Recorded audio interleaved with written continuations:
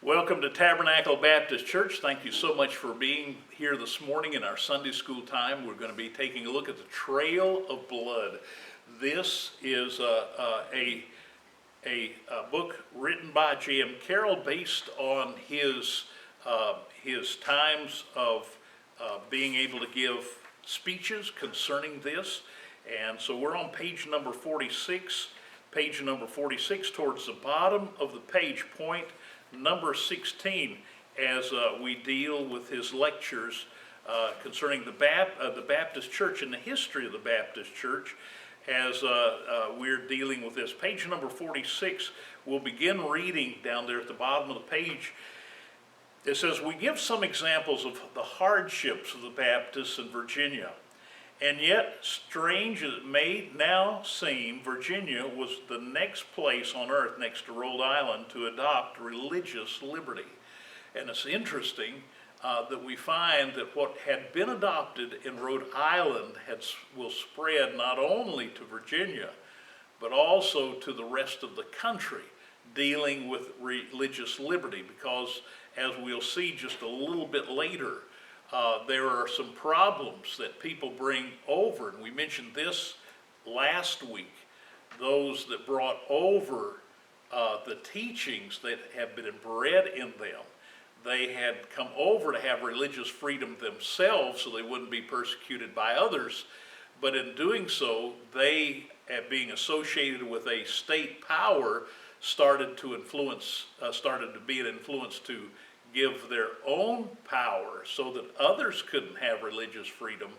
Those that were stated by each individual state as being as the state religion had power to cut the religious freedom of others that didn't believe the way they believed. And of course, we find that even in Virginia. But now let's take a look at this.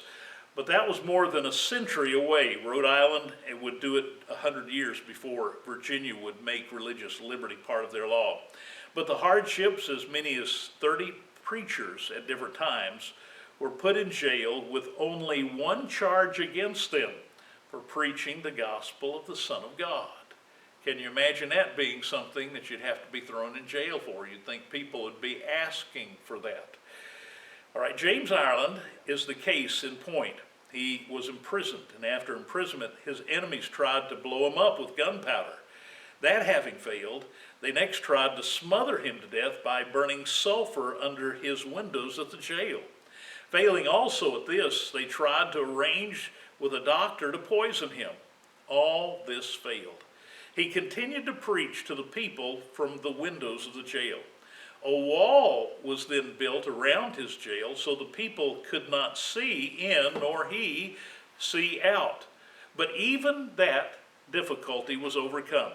The people gathered, a handkerchief was tied to a long stick, and that stuck up above the walls so Ireland could see when they were ready.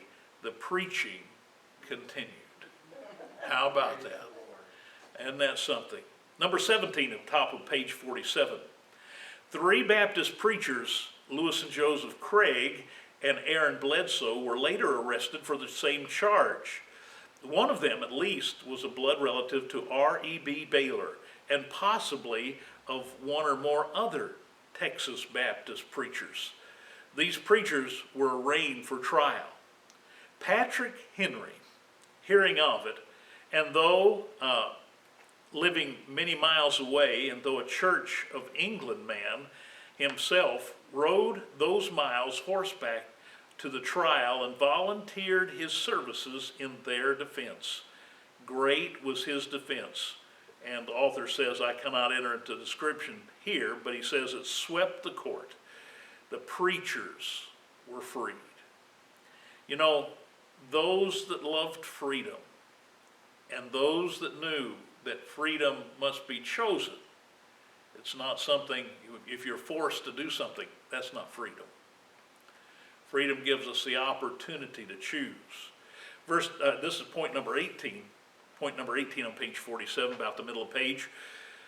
Elsewhere than Rhode Island, religious liberty came slowly and by degrees.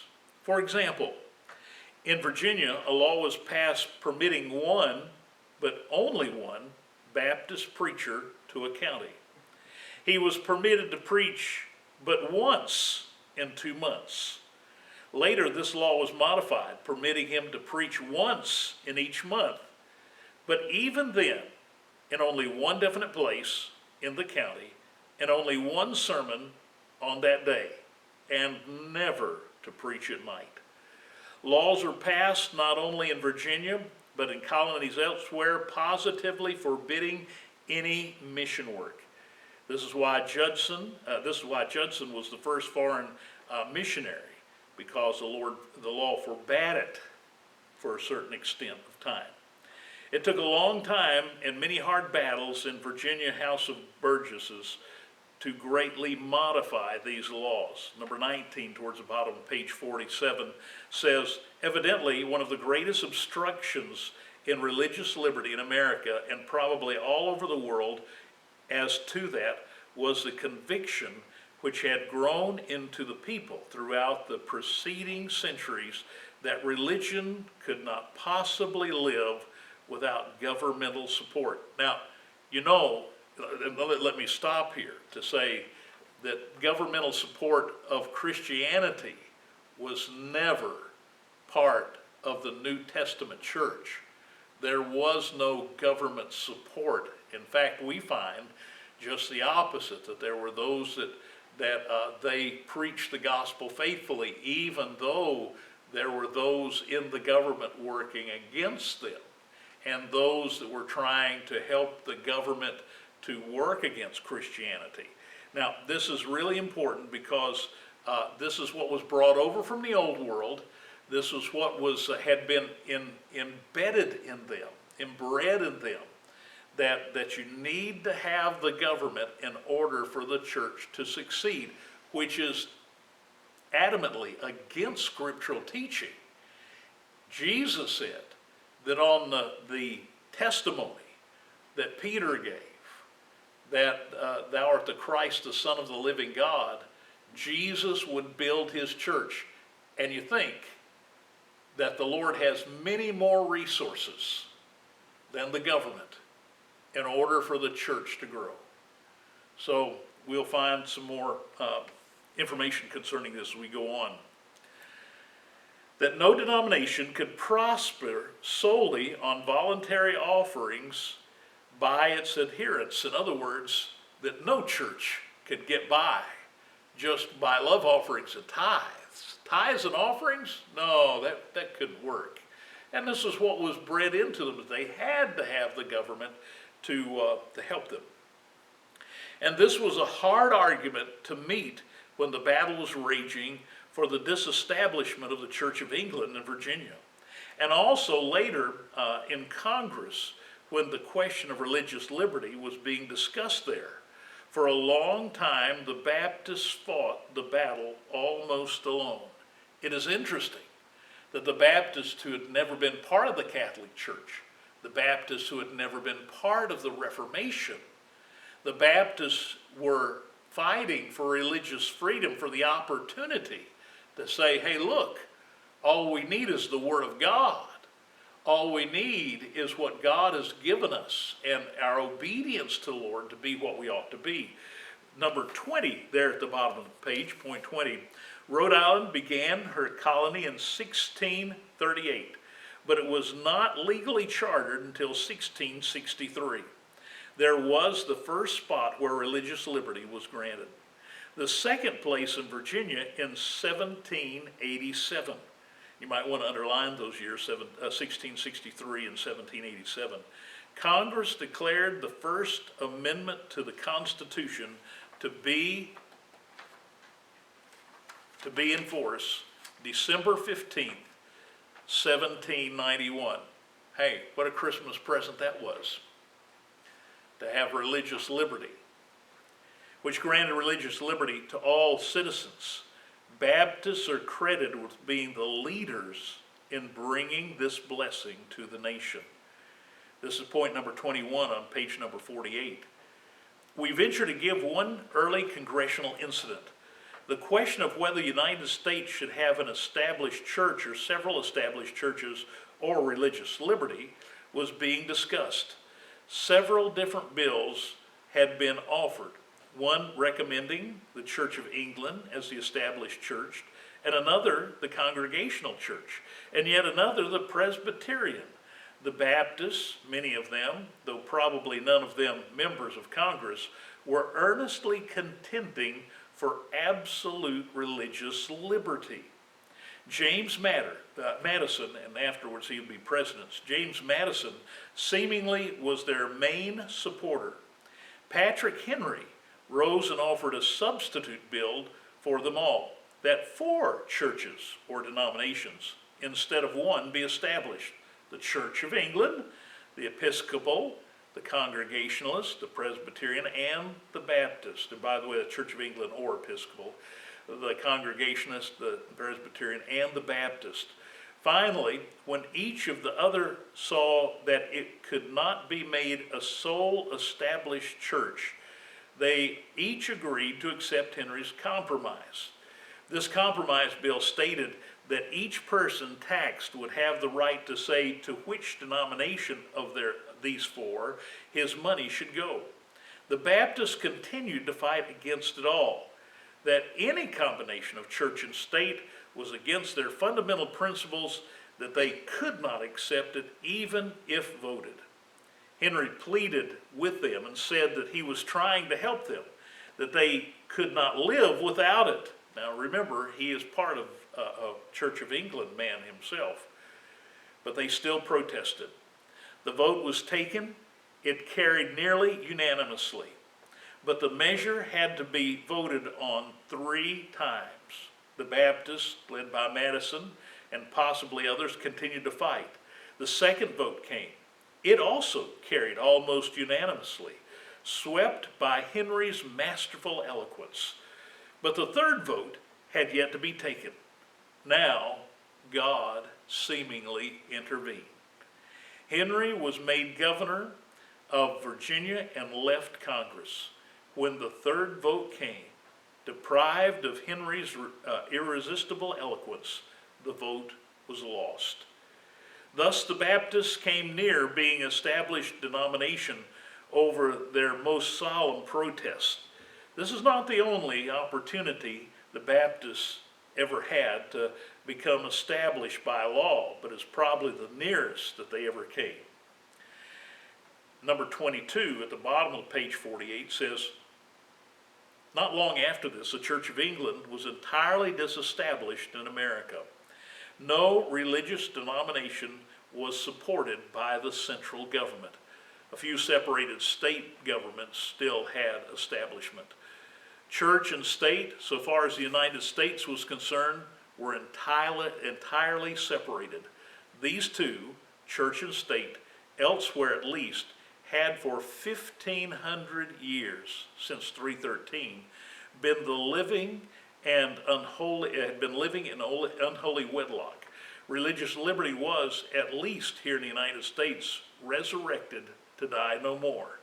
And now gradually, but in many places, slowly, it is spreading throughout the world. Now he's speaking from the time that he was writing and the history from the time that our Constitution was written and these laws were put in place. Point number 23 on page 49 says, but even in the United States, the church and state idea died hard. It lingered on in several separate states long after religious liberty had been put into the Constitution of the United States. Massachusetts, where the church and state idea first found a lodging place in America, has already finally given it up. It had lived there for over 2.5 centuries. Utah is the last lingering spot left to disfigure the face of first and greatest nation on earth to adopt the cherished religious liberty.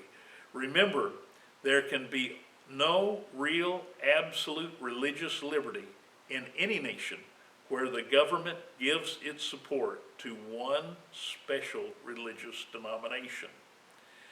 Point number 24 here on middle page 49. Some serious questions have many times been asked concerning the Baptist. Would they, as a denomination, have accepted from any nation or state an offer to be of establishment if such nation or state had freely made them such an offer? And would they, in case they had accepted such an offer, have become persecutors of others like Catholics and Episcopals or Lutherans or Presbyterians or Congregationalists? Probably a little consideration of such questions now would be amiss. Have the Baptists, as a fact, ever had such an opportunity? It is recorded in history that on one occasion the king of the Netherlands at that time embracing Norway, Sweden, Belgium, Holland, and Denmark, had under serious consideration the question of having an established religion.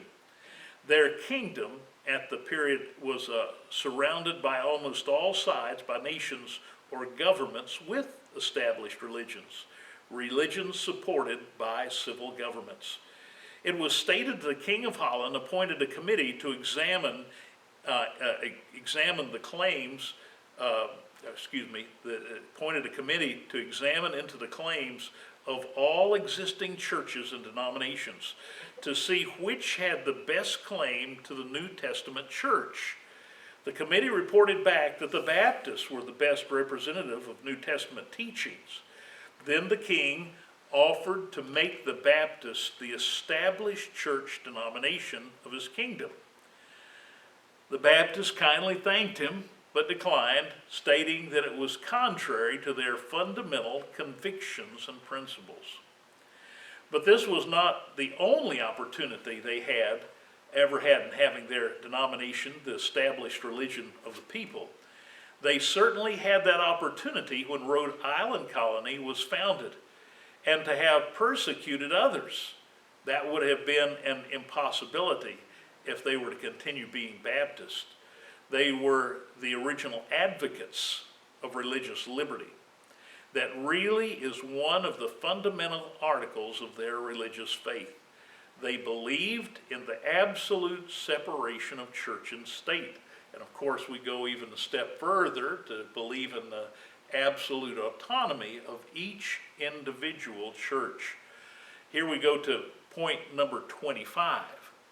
So strong has it been the Baptist conviction on the question of church and state combination that they have invariably declined all offers of help from the state.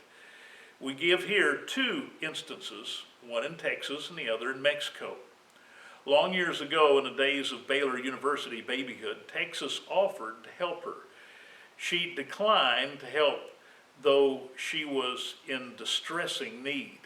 The Texas Methodists had a baby school in Texas at the same time. They accepted the state help.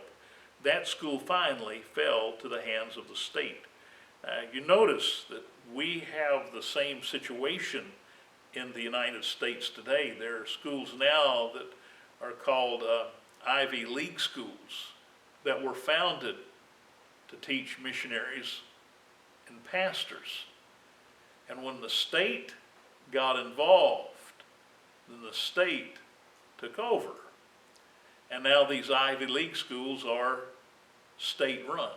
They're not run by the denominations that found them, they're state-run. Sad commentary, but this is what happens. When the state runs it, the state controls it. And we've taken, as many churches have and should, take the stance that no, we stand alone away from the state because even though we are called to be good citizens, even though we are called to live for the Lord so that others can see a testimony of the goodness of God in our lives, we are not controlled by the laws. In fact, the laws that we adhere to are effectively overrun into the state. So being good citizens, we actually keep the laws of the land because we do it from the heart because of what God has told us to do. And of course, Romans chapter 13, if you'd like to write that down here, Romans 13 deals with the fact that we are to be good citizens and to remember that the laws of the land apply to us when it doesn't contradict the laws and the guidance of the Bible. However, the church is not bound to those laws because of the separation of church and state.